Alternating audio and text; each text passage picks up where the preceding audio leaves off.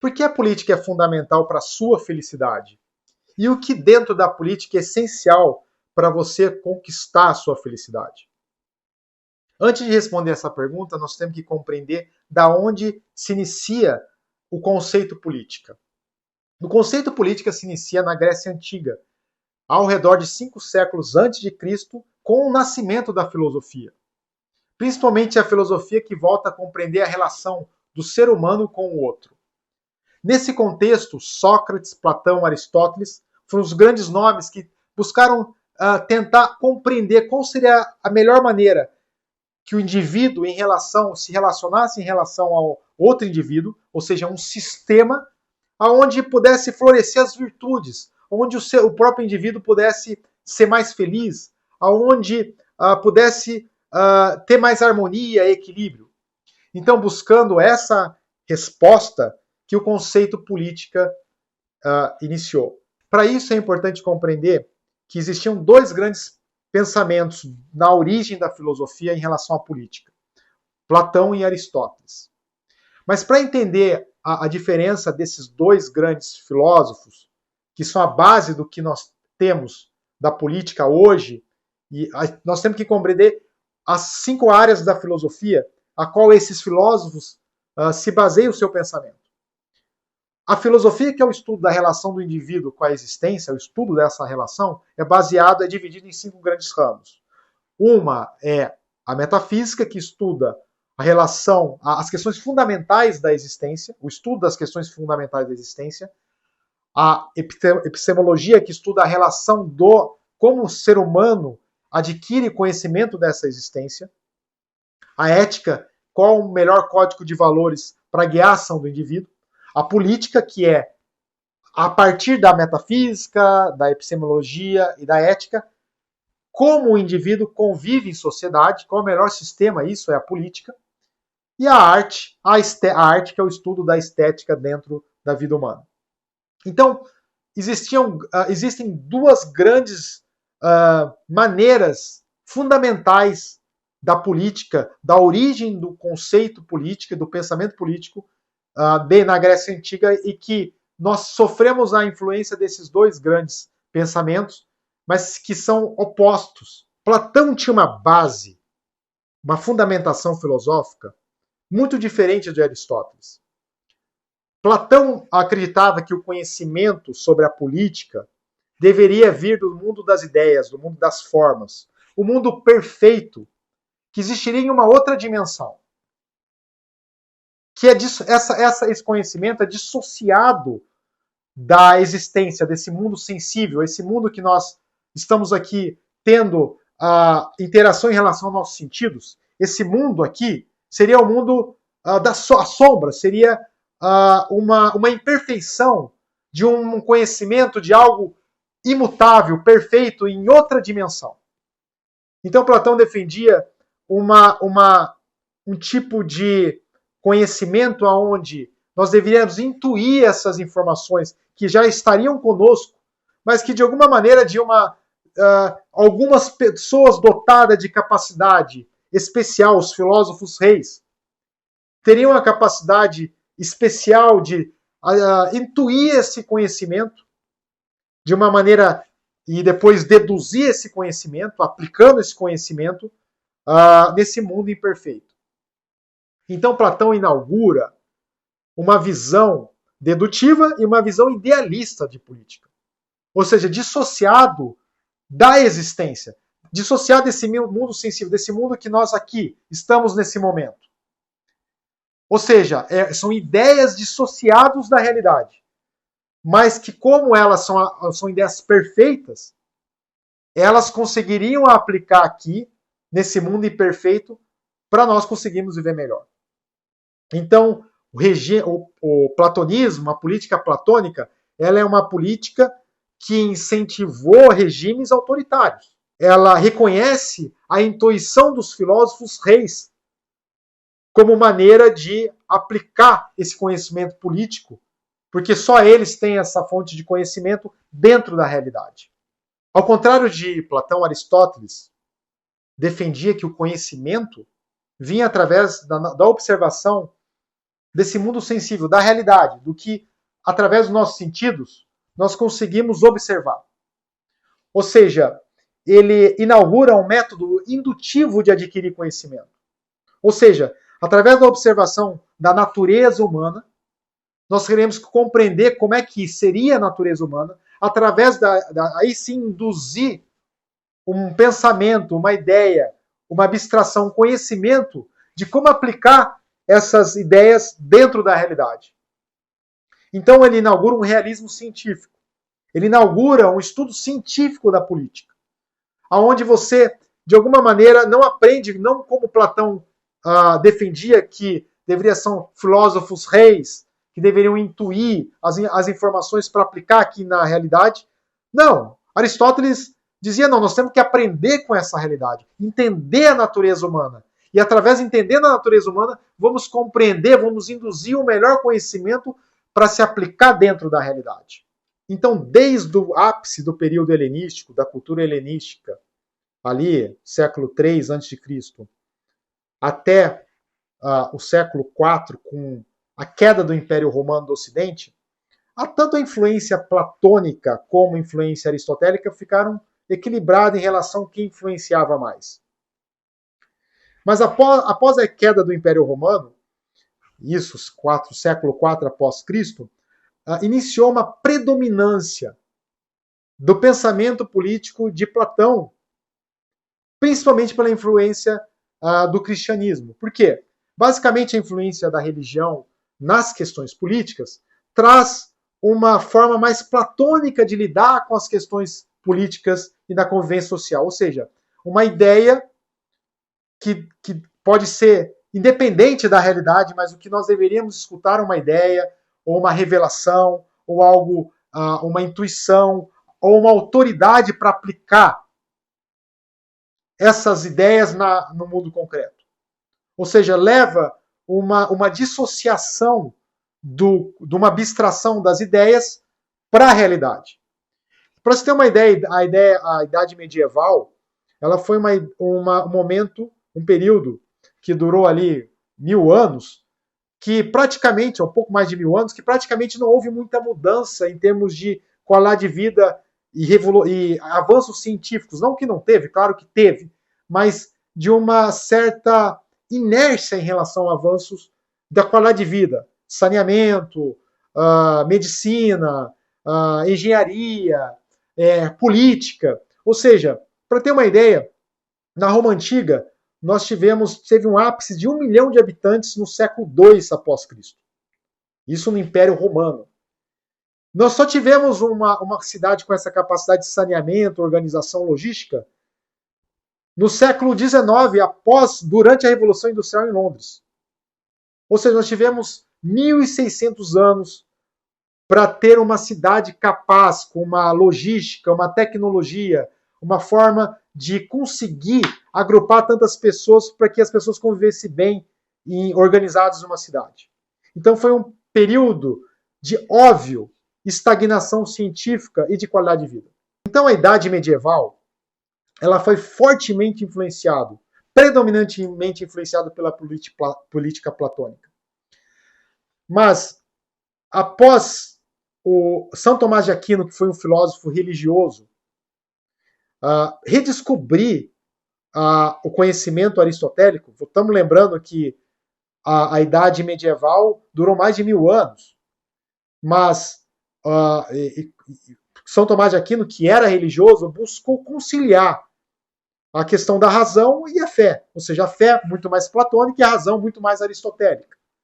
Então, mais ou menos no século XIV, com o resgate e o estudo essa conciliação da fé com a razão, e a busca de voltar a buscar o conhecimento clássico grego, principalmente aristotélico, mas também estoico, o Renascimento marca o início da Idade Moderna, onde o ser humano não parou, começou a buscar, de alguma maneira, a entender ele mesmo, voltar para ele mesmo e ele dizendo para ele mesmo que ele é capaz de entender o mundo, que ele não precisaria de revelações, que ele teria a capacidade dele mesmo, da maneira racional, compreender essa realidade. Então, logo em seguida, século XIV, XV, XVI, o Renascimento, o século XVII e XVIII, o Iluminismo.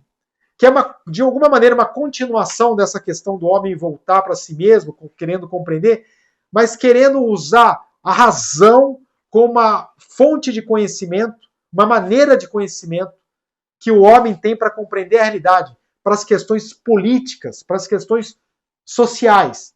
Ou seja, o ser humano, naquele momento, houve um movimento filosófico onde se voltou a quebrar o dogma, criar autoridade para um sistema político que predominava nesse período, com o absolutismo, né, o poder absoluto dos reis, com influência platônica, claro, para uma maneira mais realista, de uma maneira mais naturalista, de compreender a questão de como o ser humano poderia viver na sociedade, de uma maneira que seja melhor para todos os seres humanos poder viver feliz.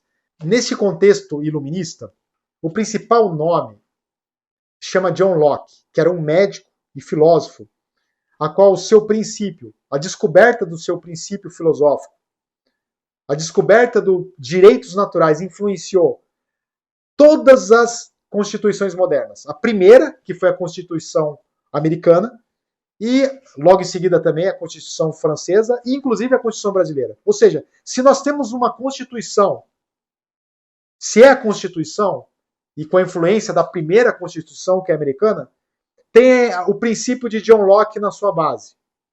Onde John Locke compreende que o ser humano tem direitos naturais que antecedem o Estado. Ou seja, o Estado ele tem a nossa permissão de existir, mas que nós, como seres humanos, temos o direito a quê?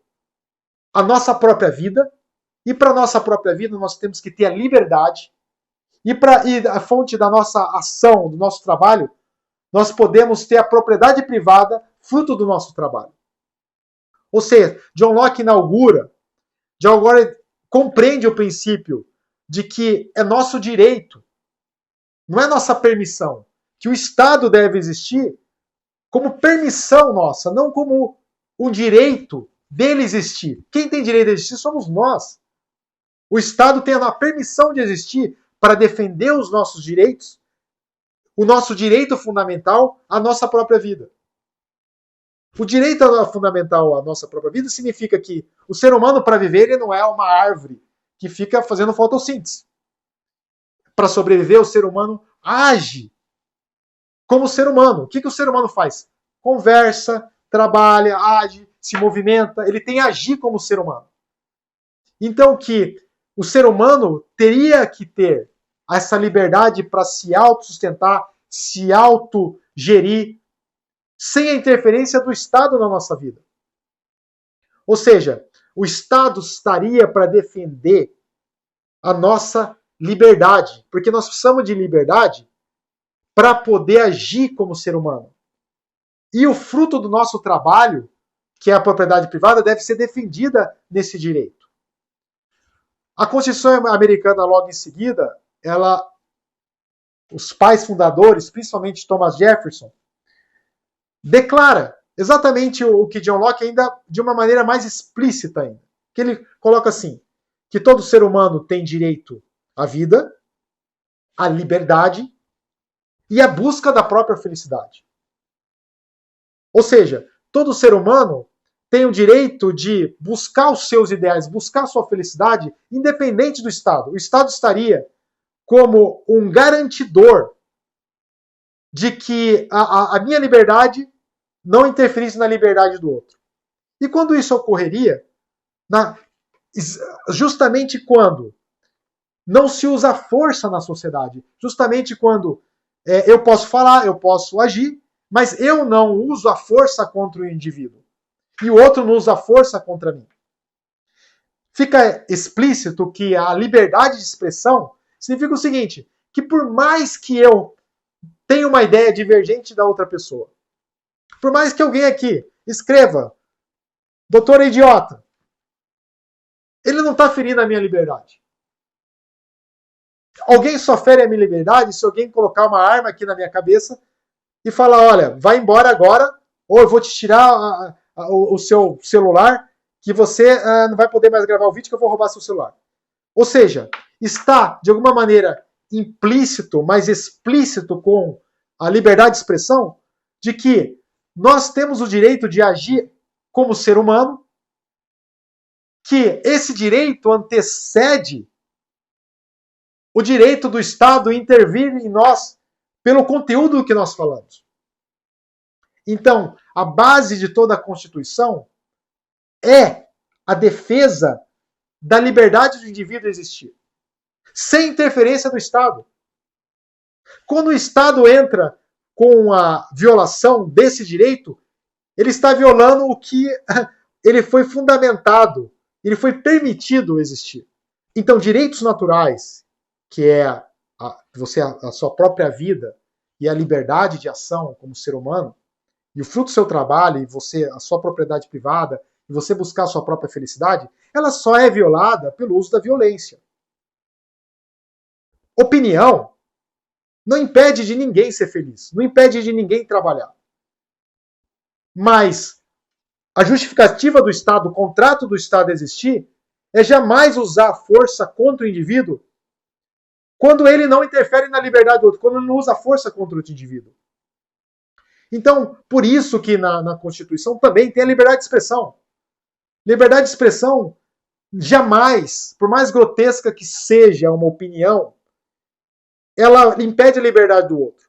Porque como indivíduos, vamos entender, como indivíduos, nós temos que, se o indivíduo tem a liberdade, tem o direito de existir, o indivíduo, como direito de existir como indivíduo, nós não podemos exigir que o indivíduo seja um gênio. Ele também tem o direito de ser um idiota. Tem níveis de inteligência, níveis de racionalidade, níveis de estudo. A questão é que o direito de existir como ser humano, ele não pode ser impedido pelo seu grau de conhecimento ou pelo seu grau de inteligência. Então, por mais grotesco, por mais indigesto, por mais que fira o sentimento de alguém, vamos entender que esse ferir sentimento é algo subjetivo, eu vou explicar isso para vocês no próximo item. Ninguém impede de outro ter a liberdade do outro com opinião. Faz parte de conviver numa sociedade como indivíduos. Nós convivemos com ideias diferentes. Você não precisa acatar, mas você precisa respeitar o direito dele existir com as suas próprias ideias. Então, o que é essencial para a felicidade humana é que nós tenhamos a liberdade para buscar os nossos valores, que são individuais. Cada indivíduo tem os seus valores, os seus objetivos. Imagine então que alguém proíba, alguém goste de viver fazendo comédia. É o seu ganha-pão fazendo comédia. Aí vem lá o Estado e fala, você não pode fazer comédia porque você fere a dignidade, a liberdade do outro. Bom, veja bem, o que ele está fazendo, o Estado? Ele está violando o direito do outro ser humano existir. E se eu quiser também, do outro lado, ouvir uma piada? Eu sou mais feliz ouvindo piada, gosto de ouvir piada. Quando o Estado interfere em questões que não são relacionadas ou que ele tem a permissão de existir como base, apesar de ter contradições, você vê certas contradições nas constituições, mas se você observar historicamente o princípio filosófico base, é garantir a vida e a liberdade do indivíduo. Essa é a base. O Estado não pode ser opressor do indivíduo poder agir de acordo com a sua vontade, desde que ele não interfira na liberdade do outro, e que ele só é possível fazer isso utilizando a força, ameaça iminente de violência.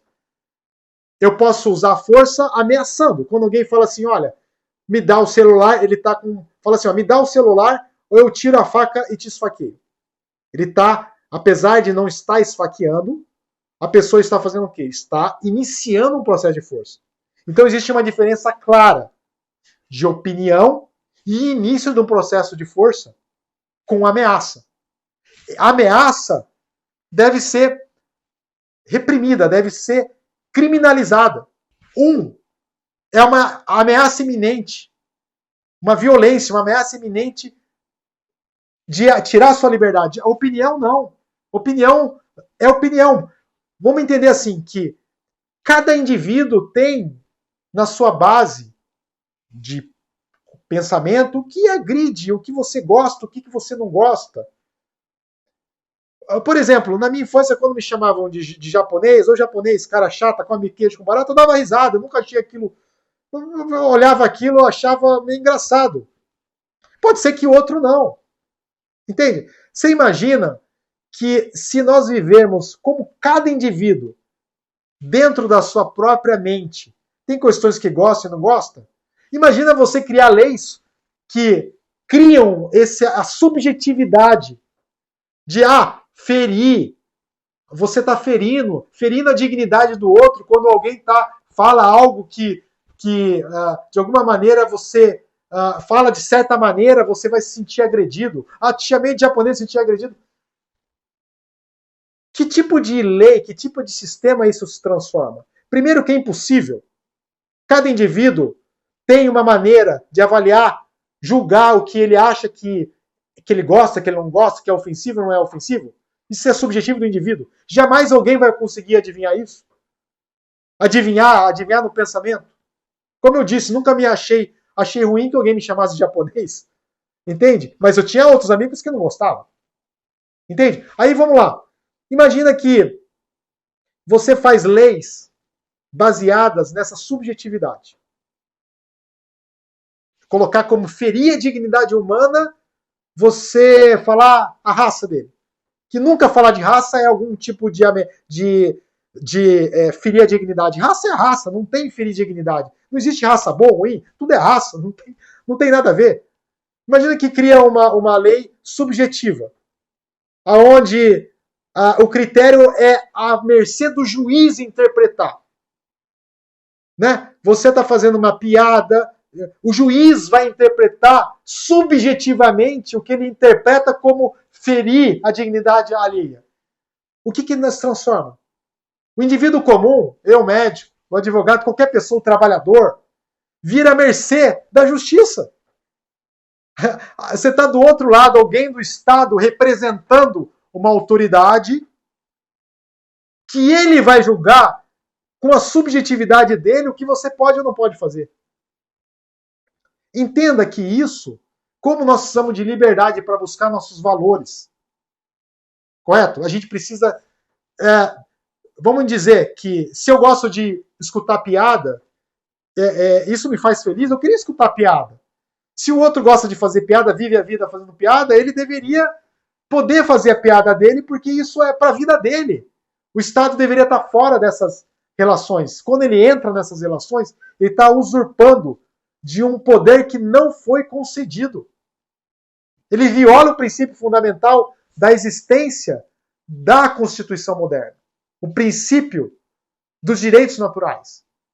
Vamos compreender um conceito. Censura é o uso da força do Estado contra a expressão do indivíduo. É uma violação do direito do indivíduo se expressar pelo Estado. Mas numa condição fora o Estado, que tem o monopólio do uso legal da força, ele pode prender o indivíduo. Um outro indivíduo não pode usar a força contra o indivíduo que é criminoso, correto? Ninguém pode usar a força contra o outro indivíduo. Mesmo que alguém na rua fale coisas, você é um idiota, por exemplo, eu não posso ir lá e calar a boca do indivíduo. Eu não tenho esse direito. Entende? Por quê? Porque opinião não é usar a força contra o indivíduo. Opinião eu posso simplesmente ignorar ele e seguir em frente no meu caminho. Apesar de não ser agradável, correto? Agora, plataformas privadas, elas são extensão do trabalho. Um restaurante, onde você tem, imagina, um restaurante onde você tem um dono do restaurante. As empresas têm dono ou donos. Ele não é obrigado a contratar um funcionário que não respeite as políticas internas da sua empresa. Da mesma maneira, o indivíduo, essa pessoa que está trabalhando nessa empresa, pode buscar outro trabalho também. Ele não é obrigado, ele tem liberdade. Ele tem opcionalidades de escolha. Esse local não é bom, eu posso ir para outro local. Em ambiente público, você tem o direito de se expressar, mesmo que as ideias sejam contrárias à maioria. Agora, quando o Estado interfere na propriedade privada, seja nas mídias sociais, ele está interferindo no direito de expressão da própria propriedade privada dessas empresas. Compreende? Ele transforma o que ele deveria proteger, ele acaba atacando, que é a nossa própria liberdade. Quando o Estado cria censura e viola nosso direito natural de existir, da nossa liberdade, além de ferir esse direito natural, ele cria um problema que é secundário a esse, mas também muito ruim. Por quê? Tudo que é conhecimento que nós temos em todas as áreas, elas são fruto de uma relação individual da consciência do indivíduo com a existência. Cada um tem um grau de conhecimento em determinadas áreas, em determinados níveis de aprofundamento científico, que se o Estado diz assim, olha, nós vamos dizer o que é na internet verdadeiro ou falso, ele está dizendo o seguinte, nós temos seres oniscientes e onipresentes, infalíveis, ao contrário de um ser humano normal, que não é onisciente, não é onipresente e é falível, que pode julgar esses meros mortais. É simplesmente ridículo. Porque um conhecimento, muitas vezes, quando ele é de um gênio, por exemplo, ele é contrassenso. Por mais que você contrate alguém do Estado lá, que seja pessoas médio de inteligência, digamos assim, um gênio, ele vai estar acima disso. Ele vai ser julgado como? Como fake news. Além disso, como que todo conhecimento humano pode estar num grupo de pessoas, são tantos assuntos diversos, seria impossível ter um grupo de pessoas que digam o que é verdade e o que é mentira. É simplesmente ridículo. Epistemologicamente, é algo ridículo, que não tem nada a ver com a realidade, é uma fantasia.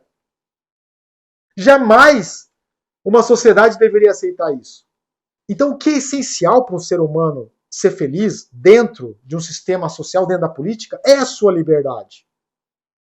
Porque é com a liberdade, com a possibilidade de a gente fazer escolhas.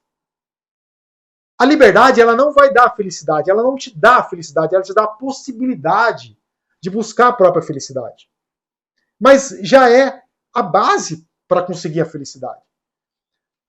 A postura filosófica que todos nós como indivíduos temos que ter para garantir essa liberdade, para conseguir ter esse ambiente de liberdade para a nossa busca, a nossa própria felicidade, nós temos que compreender que cada indivíduo tem a liberdade de existir como indivíduo e com as diferenças que ele tem. Não significa que você tenha que concordar com ele, não significa que você tem que estender a sua casa para ele, o seu trabalho para ele. Se simplesmente significa que você respeita o direito dele existir. Não significa que você deva aceitar. Não significa que você deva se calar. Não significa que você deva aplaudir. Significa que você deve aceitar a condição humana dele existir e agir como ser humano. E que jamais, por mais que nós não concordemos com a opinião do outro, jamais nós deveríamos usar força contra esse indivíduo.